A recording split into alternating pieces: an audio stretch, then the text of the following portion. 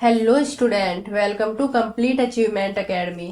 आज की क्लास में हम डिस्कस करने वाले हैं 22 दिसंबर 2021 को जो एग्जाम हुआ था उसके 30 क्वेश्चन हम डिस्कस करने वाले हैं। यहाँ पर आपको डेली क्लास प्रोवाइड कराई जा रही है और एनवायरनमेंट के साथ साथ आपको एनवायरनमेंट की जो पेडागोजी के क्वेश्चन पूछे जाते हैं उसकी भी कंप्लीट तैयारी आपको कराई जा रही है। टोटल 15+15 30 क्वेश्चन 30 नंबर की तैयारी आपकी यहाँ पर कंप्लीट कराई जा रही है। ओके, अगर आपको कोई डाउट हो तो आप कमेंट कर सकते हैं और पीडीएफ के लिए भी आप कमेंट कर सकते हैं। मैं आपको हर वीडियो में कहती हूँ। और हमारी क्लासेज की स्पेशल बात क्या है, यहाँ पर आपका कोई भी टाइम वेस्ट नहीं किया जाता, कोई फालतू की बातें नहीं की जाती। ओके, मोस्टली बच्चे यूट्यूब से इस वजह से दूर भागते क्योंकि यूट्यूब पर कंटेंट की बातें कम, पढ़ाई की बातें कम, फालतू की बातें ज्यादा की जाती है। और बाकी आप समझदार हो, आप अगर स्टार्टिंग से हमारे साथ बने हुए हो आप देख रहे होंगे कि हमारा पढ़ाने का मेथड क्या है, हम किस तरह आपको पढ़ाते हैं। ओके, तो चलिए क्लास स्टार्ट करते हैं हमेशा की तरह बिना 1 मिनट गवाए। फर्स्ट क्वेश्चन देखते हैं। फर्स्ट क्वेश्चन ही हमारा डायरेक्शन पे बेस पूछा गया है, तो चलिए इसको देखते हैं। आपका घर एक्स पर स्थित है और आपका विद्यालय वाई पर स्थित है। अपने विद्यालय पहुंचने के लिए आप पहले ठीक उत्तर दिशा में 3 किलोमीटर जाते हैं। देखो, आपको घर से विद्यालय जाना है। घर कहाँ पर है हमारा? एक्स पॉइंट पर है हमारा घर और वाई पर हमारा विद्यालय, वहां पर हमें पहुंचना है। तो चलिए पहले ठीक उत्तर दिशा में 3 किलोमीटर चलना है। पहले ठीक उत्तर दिशा में हम 3 किलोमीटर उत्तर दिशा में चलते हैं हम यहाँ पर 3 किलोमीटर। ओके, क्लियर है, चल दिए हम। फिर क्या है आपका? फिर ठीक पूर्व दिशा में 4 किलोमीटर जाते हैं। पूर्व दिशा ये वाली होगी, तो यहाँ पर ठीक पूर्व दिशा में हम 4 किलोमीटर चल दिए। तथा वाई पर अपने विद्यालय के साथ, यहाँ पर आपका विद्यालय, वाई पर अपने विद्यालय पहुंच जाते हैं। अब हमें क्या बताना है कि वाई पर आपके विद्यालय के सापेक्ष आपके घर की निम्नतम दूरी। देखो, निम्नतम दूरी कौन सी होगी? निम्नतम दूरी होगी हमारी ये वाली जो डिस्टेंस होगी, ये हमारी निम्नतम दूरी होगी। ये वाली डिस्टेंस मतलब एक ट्रायंगल बनेगा हमारा। ये वाली डिस्टेंस बतानी है और डायरेक्शन बतानी है। डायरेक्शन, अगर डायरेक्शन पूछे सबसे पहले आपको देखना है, मैं हर क्लास में कहती हूँ किसके सापेक्ष पूछी है। तो वाई पर आपके विद्यालय के सापेक्ष आपके घर की दूरी, विद्यालय के सापेक्ष जिसके सापेक्ष पूछे हो वहां पर आपको प्लस बनाना है। डायरेक्शन देखने की, डायरेक्शन कौन सी है। तो आप देखो, ये वाली डायरेक्शन आ रही है। ये डायरेक्शन कौन सी होगी आपकी? ये आपकी क्या होगी? ये आपकी साउथ होगी और ये आपकी वेस्ट होगी। तो ये डायरेक्शन हो जाएगी आपकी साउथ वेस्ट।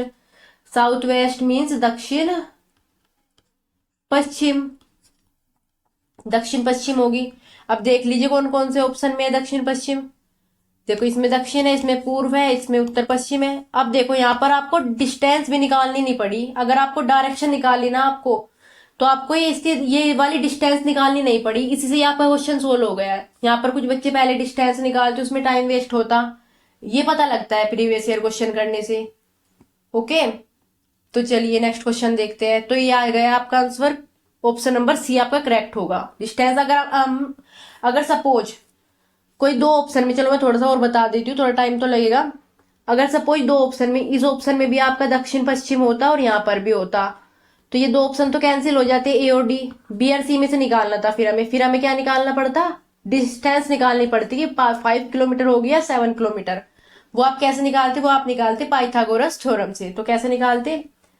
एक्स वाई का स्क्वायर इक्वल टू, ये जो डिस्टेंस हमें दिया है ना, इन दोनों के स्क्वायर के योग के बराबर होगा। तो 3 का स्क्वायर प्लस 4 का स्क्वायर, 3 का स्क्वायर प्लस 4 का स्क्वायर। तो चलिए इसको निकाल लेते हैं। 3 का स्क्वायर 9, 4 का स्क्वायर 16। तो ये इक्वल होगा 9 प्लस 16 इक्वल टू 25। तो स्क्वायर को इधर ले जाइए तो ये हो जाएगा √25 इक्वल टू 5। यहाँ से आपका 5 आंसर आ जाएगा, 5 किलोमीटर। ओके, इस तरह से आप डिस्टेंस निकाल सकते थे। बट इस क्वेश्चन में हमें डिस्टेंस निकालने की जरूरत नहीं थी। अगर हमने डायरेक्शन ही निकाल दी तो हमारा क्वेश्चन सोल्व हो पा रहा है। तो इन बातों का भी आप ध्यान रखिए। नेक्स्ट क्वेश्चन देखते हैं। अब यहाँ पर स्थान का नाम दिया है, पसंदीदा भोजन का नाम दिया है। तो ये आप फटफट कर दोगे। छोले भटूरे कहाँ पर खाए जाते? पंजाब में। पर पंजाब का हमारे से पूछा नहीं है। गोवा, गोवा में क्या खाया जाता है? गोवा में खाया जाता है हमारा नारियल के तेल के साथ, नारियल के तेल में पकी हुई मछली। तो ये हो जाएगा फोर्थ। देखो यहाँ पे देखते हैं, चलो ए का हो जाएगा आपका फोर्थ। में ए पे आपके आंसर लिख देती हूँ। ए का क्या हो जाएगा आपका फोर्थ। बी, कश्मीर में सरसों के तेल के साथ मछली खाते हैं। तो बी का हो जाएगा हमारा फिफ्थ। सी केरला में टैपियोका, टैपियोका कहाँ पर है, थर्ड नंबर पे, सी का आपका थर्ड हो जाएगा। हांगकांग, हांगकांग में खाते हैं पकाया हुआ सांप, हांगकांग सांप खाने के लिए फेमस है। डी का हो जाएगा आपका सेकंड। तो ये आपका आंसर हो जाएगा। ओके, याद हो गए होंगे आपको डिशेज वगैरह और हाउसेज वगैरह जो जो है, क्योंकि स्टार्टिंग से हम काफी क्वेश्चन कर चुके हैं इस टाइप के। मिर्ची हमारे देश के प्रत्येक भाग में उपयोग होने वाला एक महत्वपूर्ण मसाला है। इस मसाले को व्यापारी हमारे देश में कहाँ से लाए थे? देखो इसका करेक्ट आंसर होगा आपका दक्षिण अमेरिका। पर कुछ बच्चों को कंफ्यूजन रहता है, क्योंकि मैंने ये क्वेश्चन अपने सोर्स में भी अपलोड किया था, वहां पे बच्चों के एक बच्चे कमेंट आया था मुझे कि जो मिर्ची है वो पुर्तगाली लेकर आए थे हमारे देश में। आप बता रहे हो दक्षिण, देखो पुर्तगाली एक तो ऑप्शन में नहीं है आपका, ये कंफ्यूजन है, मैं आपका दूर करूंगी। मिर्ची हमारे देश में पुर्तगाली लेकर आए थे, ये बात बिल्कुल करेक्ट है कि मिर्ची हमारे देश में पुर्तगाली ही लेकर आए थे। लेकिन पुर्तगाली लेकर कहां से आए थे, कौन से देश से मिर्च हमारे यहाँ पर आई थी, कौन से देश से आई थी हमारे देश के? इस मसाले को व्यापारी हमारे देश में कहां से लाए थे? पुर्तगाली क्या थे, एक व्यापारी थे, वे कहां से लाए थे हमारे देश में? वे लाए थे दक्षिण अमेरिका से। आई होप आपका कंफ्यूजन दूर हो गया होगा, दक्षिण अमेरिका से। फिर कहोगे आप आलू भी पुर्तगाली लाए थे, लेकिन आलू भी हमारे देश में दक्षिण अमेरिका से आया था। आलू, मिर्च और टमाटर, ये तीनों चीजें हमारे देश में दक्षिण अमेरिका से आई थी। ओके, क्लियर है? तो चलिए नेक्स्ट क्वेश्चन देखते हैं। गुजरात के निकटवर्ती राज्य, देखो गुजरात का क्वेश्चन हमने हमारी जो लास्ट 2 क्लास हुई थी उसमें भी हमने सोल्व किया था। गुजरात के निकटवर्ती राज्य में मैंने आपको बताया था राजस्थान, नॉर्थ में राजस्थान, अगर यहाँ पे गुजरात है तो यहाँ पर है राजस्थान ऊपर, राजस्थान इधर है एमपी आपका, और इधर है आपका नीचे महाराष्ट्र। अब देख लीजिए कौन से ऑप्शन में है, राजस्थान, एमपी और Maharashtra. Rajasthan, Maharashtra, Madhya Pradesh, option number A. Same ये क्वेश्चन था, ऑप्शन बी सी जगह रखे हुए थे, इस तरह से रिपीट हुआ था क्वेश्चन। उस पक्षी का नाम जिसकी आंखें मानव की तरह सामने की तरफ होती है, तो ये पक्षी है आपका उल्लू, आउल। ओके, 3 पक्षियों का वह समूह जिसका प्रत्येक सदस्य वस्तुओं को हमारी तुलना में 4 गुना अधिक दूरी से स्पष्ट देख सकता है। जो वस्तु हमें 2 मीटर की दूरी से दिखाई देती है उसे ये पक्षी 8 मीटर की दूरी से देख लेते हैं। ये पक्षी कौन से है? देखो ये है आपकी सबसे तेज नजर कहीं की होती है, बाज, चील और गिद्ध। आजकल ये थोड़े विलुप्त हो गए। ओके, पहले काफी दिखाई पड़ जाते थे गांव वगैरह में। अंडमान के द्वीपों में सुनामी किस वर्ष आई थी? तो अंडमान निकोबार का जो द्वीप है वहां पर सुनामी आई थी 2004 में, और जो गुजरात में भूकंप आया था वो आया था 2001 में। ये भी आप याद रख लेना साथ साथ। स्लोथ के विषय में नीचे दिए गए कथनों पर विचार कीजिए, सही कथन की पहचान कीजिए। स्लोथ लगभग 20 घंटे पेड़ से उल्टे सिर लटकाकर मस्ती से सोता है। ये सही है कि स्लोथ जो है वो पेड़ से सिर लटकाकर मस्ती से सोता है, लेकिन वो 20 घंटे नहीं सोता, वो 17 घंटे सोता है सिर्फ। स्लोथ जिस पेड़ पर रहता है उसी से के पत्ते खाकर अपना पेट भरता है, इसे कहीं और जाने की आवश्यकता नहीं होती। ये कथन आपका बिल्कुल सही है। नेक्स्ट देख लेते हैं। स्लोथ की आयु लगभग 20 वर्ष होती है, 20 वर्ष नहीं, स्लोथ की आयु 40 वर्ष होती है, और ये भालू जैसे दिखते हैं। ओके, ये हफ्ते में एक बार ही अपना मतलब सोच टॉयलेट वगैरह जाने के लिए पेड़ से नीचे उतरते हैं, पूरी लाइफ टाइम ये 8 पेड़ चेंज करते हैं, 8 पेड़। ओके, तो इसमें क्या हो जाएगा, इसमें ओनली बी आपका करेक्ट हो जाएगा, only B, option number B. Next question. किसी व्यक्ति ने गांधी धाम से नागरकोइल के लिए 12/10/2021 को ट्रेन के डिब्बे में प्रवेश किया। वही आपका एक औसत चाल का क्वेश्चन है, इसमें टाइम हमें खुद निकालना है, तो चलिए निकालते हैं। कौन सी डेट थी? 12 तारीख को, 12 अक्टूबर को, 12/10 को वो ट्रेन के डिब्बे में प्रवेश करता है। टाइम क्या था उस टाइम? 22:30। 22:30 का मतलब क्या होगा? 22:30 का मतलब होगा आपका 10:30 PM। और 2 दिन पश्चात अर्थात 14 को, मतलब यहाँ पर 13 भी आई होगी और फिर यहाँ पर 14 को, 14 का हमें डिटेल दिया है कि 14 को वो 22:30 पर ही, मतलब 10:30 PM पर ही नागरकोइल पहुंची। यदि गांधीधाम और नागरकोइल के रेलवे स्टेशन के बीच की दूरी हमें यहाँ पर दी हुई है कि दूरी हमारे यहाँ पर कितनी है, तो चलिए इनके घंटे निकाल लेते हैं कि घंटे कितने होंगे।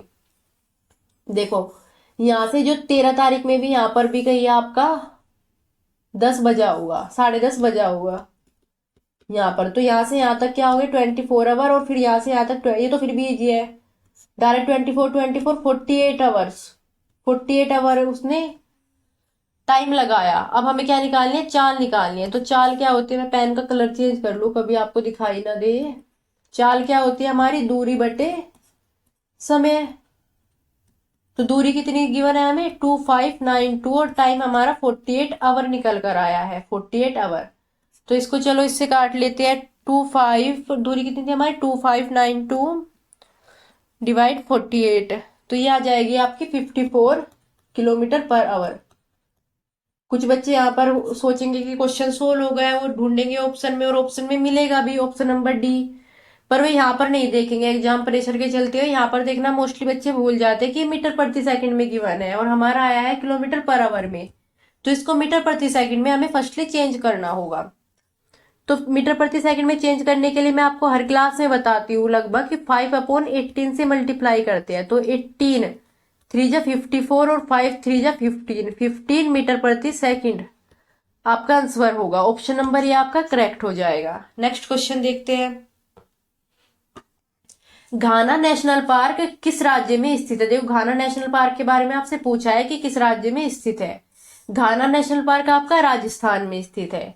उत्तर प्रदेश में कौन सा पार्क है आपका, दुधवा नेशनल पार्क उत्तर प्रदेश में, जो पूछा जा रहा है आपके एग्जाम में, दुधवा नेशनल पार्क। उत्तराखंड में जिम कार्बेट राष्ट्रीय उद्यान। जो भी इंपॉर्टेंट चीज होती है मैं आपको बताने की कोशिश करती हूँ। देखो स्टार्टिंग में क्या था, स्टार्टिंग में मैं आपको अच्छी तरह स्टार्टिंग की क्लास देखना, आप मेरी 45 मिनट तक की भी क्लास है, मैं आपको अच्छी तरह पूरा पेपर डिस्कस करा रही थी, क्वेश्चन के साथ, क्वेश्चन के इर्द गिर्द के भी क्वेश्चन, पर उन पे क्या है आपका अच्छा रेस्पॉन्स नहीं आया। आपको है ना छोटी क्लास चाहिए होती है, तो इसलिए मैं ऐसी क्लास बनाती हूँ। वरना मैं क्या सजेस्ट करती हूँ आपको कि आप है ना थोड़ा सा टाइम दे लो, 5-10 मिनट एक्स्ट्रा दे लो, पर आप है ना पूरी डिटेल में अच्छी तरह समझ लो क्वेश्चन को। पर फिर जैसी आप डिमांड करोगे उसी हिसाब से मैं, अगर मैं आपके लिए मेहनत करूंगी, मैं चाहूंगी जिस चीज को आप पसंद कर रहे हो ज्यादा, तो वही चीज आपके लिए बनाई जाए। तो हो सकता है कि आप ये पढ़ चुके होंगे, अब आपको प्रैक्टिस चाहिए, इसलिए आप इस टाइप की क्लासेस ज्यादा पसंद कर रहे हो, तो मैं वैसी ही क्लासेज आपको देने की कोशिश कर रही हूँ। ओके, गुजरात में भी एक फेमस है आपका राष्ट्रीय उद्यान, नेशनल पार्क ही राष्ट्रीय उद्यान है आपका। और राजस्थान में देखो, राजस्थान में और भी आपके केवला देव वगैरह राष्ट्रीय उद्यान भी काफी फेमस है, केवला देव ये भी राजस्थान में ही है आपका। चलिए नेक्स्ट क्वेश्चन देखते हैं। भारी वर्षा, देखो असम में आपको पता चल गया होगा, आपका इतनी बार ये क्वेश्चन आ चुका है, यही तो फायदा होता है प्रीवियस ईयर क्वेश्चन लगाने का और डेली क्लास लेने का। कुछ क्वेश्चन आप देखिए ना आपके दिमाग में ऐसे के ऐसे ही रह जाएंगे, आपको याद करने की भी जरूरत नहीं पड़ेगी, देखते ही याद आएंगे, इस तरह छप जाएंगे आपके दिमाग में। बार बार क्वेश्चन जो पेपर में रिपीट होते हैं मैं उनको हटाती नहीं, जैसा आपका पेपर में पूछा गया है वैसे ही क्वेश्चन लेकर आती हूँ, वरना मैं हटा सकती हूँ कि क्वेश्चन तो हमने डिस्कस कर लिया पहले, ऐसा कुछ नहीं है। तो ये हो जाएगा आपका ऑप्शन नंबर बी, बांस के खंभों पर ढालू छत वाले घर। गटपन्नी शिकारी पौधा जो कीट और मेंढक को फंसा कर खाता है, हमारे देश के एक पूर्वी राज्य में पाया जाता है, इस राज्य का क्या नाम है, चलिए बताते हैं, मेघालय। नेक्स्ट क्वेश्चन देखो, ये क्वेश्चन आपके लिए न्यू है, ये क्वेश्चन अब तक किसी क्लास में नहीं आया। दो बच्चों की क्लिनिकल विकृति रिपोर्ट नीचे दी अनुसार थी। दो बच्चों की कोई ब्लड टेस्ट की जो ब्लड की रिपोर्ट बनाई है वो इस प्रकार थी। एक लड़की है आरती, एक लड़का है नमन। तो आरती की आयु 12 वर्ष है और वो स्त्री है, उसमें हीमोग्लोबिन की मात्रा 10.5 ग्राम पर डेसीलीटर पाई गई। और नमन नमन की आयु भी 12 वर्ष है, पुरुष है, इसमें हीमोग्लोबिन की मात्रा 8 ग्राम पर डेसीलीटर पाई गई। तो हमसे क्या पूछा, इस रिपोर्ट के आधार पर हम क्या निष्कर्ष निकाल सकते हैं। देखिए सबसे पहले आपको याद रखना है कि हीमोग्लोबिन की जो नॉर्मल एवरेज मात्रा होती है वो कितनी होती है। हीमोग्लोबिन क्या है कि रक्त में पाया जाता है। ओके, रक्त का रंग लाल होता है इसकी वजह से। तो अगर 12 से 18 वर्ष का अगर पुरुष है या स्त्री है, तो इनमें हीमोग्लोबिन की मात्रा होनी चाहिए लगभग 3.0 से 6.0 ग्राम पर डेसीलीटर, और स्त्री में होनी चाहिए 12.0 से 16.0 ग्राम पर डेसीलीटर। इतना हीमोग्लोबिन की मात्रा इतनी होनी चाहिए। और अगर हम एवरेज, लगभग इनका एवरेज निकाले तो एवरेज निकल कर आ जाएगा पुरुष का 14.5 ग्राम पर डेसीलीटर और स्त्री का 14.0 ग्राम पर डेसीलीटर। अब देखिए जो नमन की और इसकी कौन सी लड़की है, आरती की जो रिपोर्ट दी है इसमें 10.0 और 8 ग्राम।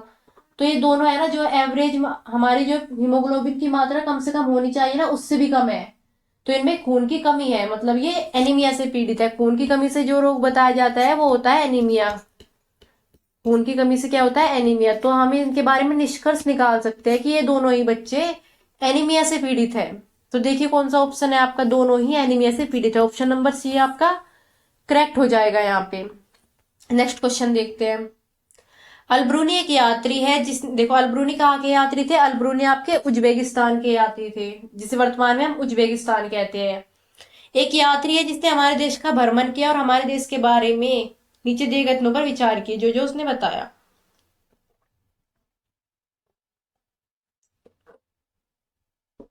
अलब्रूनी ने भारत का भ्रमण 1000 वर्ष से भी पहले किया था। करेक्ट है। उसने उन चीजों के बारे में लिखा जो उसे अपने देश से बहुत भिन्न लगी, विशेष रूप से पानी को एकत्र करने के लिए बनाए गए तालाब। ये भी सही है। हमें उनके लेखों से अपने इतिहास के बारे में बहुत कुछ सीखने को मिलता है, सीख सकते हैं। ये भी सही है। तो ऑप्शन नंबर डी आपका करेक्ट हो जाएगा। नेक्स्ट क्वेश्चन देखते हैं। नीचे दिए गए व्यक्तियों में सबसे पहले मच्छर के पेट में झांका और यह सिद्ध किया कि मच्छर मलेरिया फैलाते हैं। आगे चलकर उसकी खोज के लिए उन्हें नोबेल पुरस्कार दिया गया। ये है रोनाल्ड रोस। चलिए पेडागोजी के क्वेश्चन स्टार्ट होते हैं। पर्यावरण अध्ययन में प्रकरण के स्थान पर उपविषय थीमगत उपागम को स्वीकार किया गया है क्योंकि यह संयुक्त और परस्पर संबंधित समझ को सक्षम बनाता है। बिल्कुल सही बात है। यह शिक्षण को समझाने को आसान बनाता है। यह किसी निश्चित कक्षा की विषय वस्तु को सीमित करता है। देखो सीमित करना और क्या नाम, ये सीमित करना वगैरह सीमित नहीं कर सकते हम, लिमिटेड नहीं कर सकते। ओके, ये थोड़ा नेगेटिव जा रहा है आपका ऑप्शन। यह विद्यार्थियों को उनके अनुभव से सीखने में सक्षम बनाता है। डी भी बिल्कुल करेक्ट है आपका इसमें।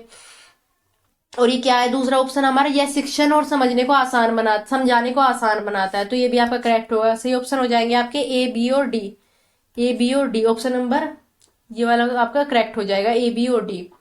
पर्यावरण अध्ययन की प्रकृति है, ये थोड़ा अलग है आपका क्वेश्चन, ये भी न्यू क्वेश्चन है। पर्यावरण अध्ययन की प्रकृति है तो ये है संज्ञा की अपेक्षा क्रिया आदि, क्योंकि पर्यावरण अध्ययन में एक्टिविटी, क्रिया मतलब करने को, एक्टिविटी पर ज्यादा जोर दिया जाता है। यहाँ से क्रिया का तात्पर्य थोड़ा करने को है। संज्ञा क्या होता है? नाम, वस्तु या भावना, इस टाइप की चीजें संज्ञा होती है हमारी। तो थोड़ा इस तरह से आप इसको समझिए इस क्वेश्चन को, क्योंकि अब अगर आने वाले पेपरों में सवाल आपके ये क्वेश्चन आता है, रिपीट होता है, जैसा कि सीटेट में होता है रिपीट, तो आपको ये क्वेश्चन कुछ अलग नहीं लगेगा। तो इस क्वेश्चन को थोड़ा ध्यान रखिएगा। पर्यावरण अध्ययन की जो प्रकृति है वो संज्ञा की अपेक्षा क्रिया अधिक है। अपनी अगली कक्षा में प्रदूषण पढ़ाने के लिए योजना बनाते समय निवेदिता पाती है कि ग्रामीण पृष्ठभूमि के विद्यार्थियों ने प्रदूषण शब्द नहीं सुना, इसलिए उन्हें समझने में कठिनाई होगी। निवेदिता की संप्रत्य की शुरुआत करने के लिए कौन सी विधि का उपयोग करना चाहिए? तो इसके लिए सबसे अच्छा होगा कठपुतली द्वार नाटक और क्षेत्र भ्रमण। सी और डी, सी और डी।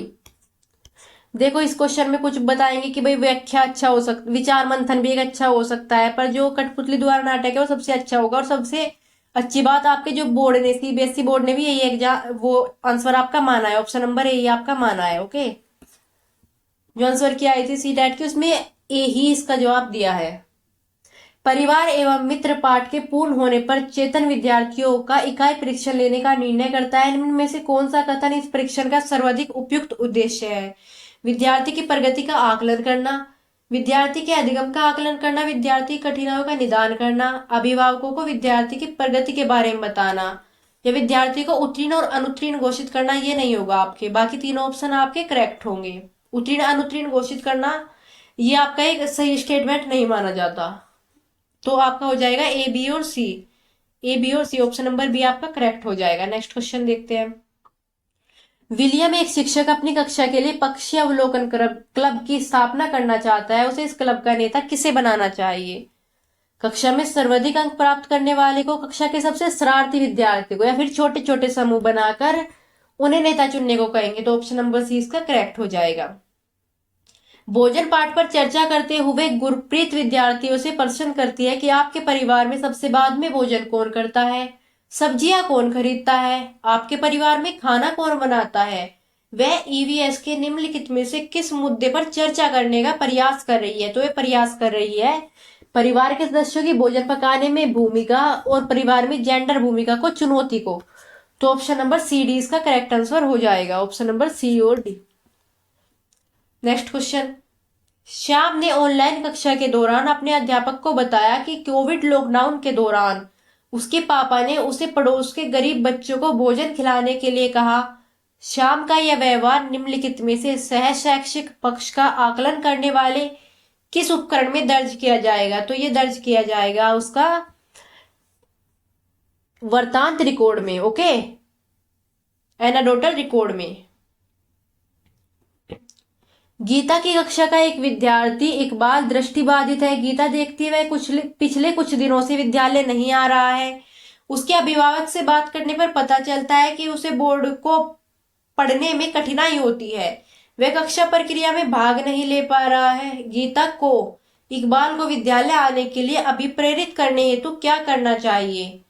देखो इस क्वेश्चन का जो आंसर है, चलिए ऑप्शन देख लेते हैं पहले। उसे घर से पढ़ने की स्वीकृति देनी चाहिए, ऐसा नहीं, देखो ये तो बिल्कुल ही गलत होगा आपका। उसके अभिभावकों को डॉक्टर से सलाह लेने के लिए कहना चाहिए, भी नहीं कहेंगे। कक्षा नाटक की योजना बनाकर इकबाल के लिए भूमिका निर्मित करनी चाहिए। और make Iqbal sit in front seat, Iqbal को कक्षा में आगे बिठाना। देखो इसकी हिंदी यहाँ पे नहीं लिख लिया, आप सुन लीजिए। इकबाल को कक्षा में आगे बिठाना चाहिए। देखो जो आपके आंसर की में जो आंसर माना गया है वो आंसर माना गया है आपका ऑप्शन नंबर सी माना गया है। वैसे आगे बिठाना भी कक्षा में एक अच्छा ऑप्शन हो सकता है, पर हमें जो आंसर की में जो आंसर दिए गए हैं बोर्ड द्वारा, मैं उन्हीं आंसर को ध्यान में रखकर आपको बता रही हूँ। इसलिए मैं आपको ये भी थोड़ा बता दिया कि आगे बिठाना भी एक अच्छा बेहतर विकल्प हो सकता है। ओके, ऋषि, चीजें हम जो बनाते हैं और कहते हैं और करते हैं, कहते हैं थोड़ा मिसप्रिंट हो गया, things we make and do, करते हैं हो गए। पढ़ाने की योजना बना रहा है, ये क्या है आपकी ईवीएस की एक थीम है, चीजें हम जो बनाते हैं और करते हैं। पढ़ाने की योजना बना रहा है। वह रेशम कैसे बनता है इस पर चर्चा करना चाहता है। इसके लिए सबसे उपयुक्त युक्ति कौन सी होगी? तो ये क्षेत्र भ्रमण होगा, रेशम पालन इकाई भ्रमण।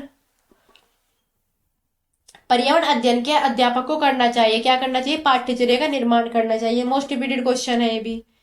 कक्षा पहली एवं दूसरी के लिए पर्यावरण अध्ययन की कोई पाठ्य पुस्तक नहीं है। ऐसा इसलिए है क्योंकि जो भाषा और मैथ की जो बुक होती है उसके साथ ही ईवीएस को जोड़ दिया गया है, उसके साथ ही पढ़ा देते हैं। तो देख लीजिए कौन सा ऑप्शन होगा, ये होगा आपका ऑप्शन नंबर बी। पर्यावरणीय घटकों को भाषा और गणित के साथ समाहित किया गया है। रमेश कक्षा 5 में जंतुओं को पढ़ाने के लिए नाटक का उपयोग करना चाहता है, उसे क्या करना चाहिए? उसे करना चाहिए विद्यार्थियों से नाटक लिखने और अभिनय करने को कही। सबसे उपयुक्त जवाब होगा आपका। जल पर चर्चा करते हुए शिवांगी कक्षा 1 के विद्यार्थियों से आकाश का चित्र बनाने को कहती है। सैम ने आकाश में हरा रंग भरा, उसने इस रंग को क्यों चुना? यह पूछने पर वह जवाब देता है उसे घर के पास तालाब का रंग हरा है, क्योंकि पानी आकाश से आता है, इसलिए आकाश भी हरा ही होगा। शिवांगी को क्या करना चाहिए? उसकी सृजनात्मकता की सराहना करनी चाहिए, उसे बताना चाहिए कि आकाश नीला होता है, या विद्यार्थियों के आकाश का अवलोकन की व्यवस्था करनी चाहिए। ये सबसे आपका सटीक जवाब होगा, विद्यार्थियों के आकाश के अवलोकन की व्यवस्था करनी चाहिए, ताकि वे खुद देखें और खुद ऑब्जर्व करें कि आकाश का कलर कैसा है, ना कि सिर्फ बता दें हम उन्हें। ओके, ईवीएस के लिए रचनात्मक आकलन है। देखो रचनात्मक आकलन होगा आपका अधिगम के लिए आकलन, जो टीचर बीच बीच में क्वेश्चन पूछ कर लेता है, बीच बीच में आपसे पूछता रहता है क्वेश्चन पढ़ाई के दौरान। और ये होगा आपका असेसमेंट एज लर्निंग, अधिगम के साथ आकलन। ये जो मतलब हम सेल्फ असेसमेंट करते हैं, अपना बच्चा खुद आंख बंद करके याद रखता है, अपने सहपाठी को बोलता है कि मैंने लर्न कर लिया, तो सुन लिया, फिर कुछ इस टाइप का चीजें, तो ये दोनों आपके है ना रचनात्मक आकलन के अंतर्गत आते हैं। तो ये हो जाएगा आपका ए और सी हो जाएगा आपका ऑप्शन नंबर ए आपका करेक्ट हो जाएगा। नेक्स्ट क्वेश्चन देखते हैं। निम्नलिखित में से कौन सा साधन ईवीएस में रचनात्मक आकलन के लिए उपयोग किया जाता है? तो रचनात्मक आकलन के लिए उपयोग किया जाने वाला साधन होगा आपका एनाडोटल रिकॉर्ड, दृष्टांत अभिलेख। ओके, तो आज की क्लास को इतना ही रखते हैं।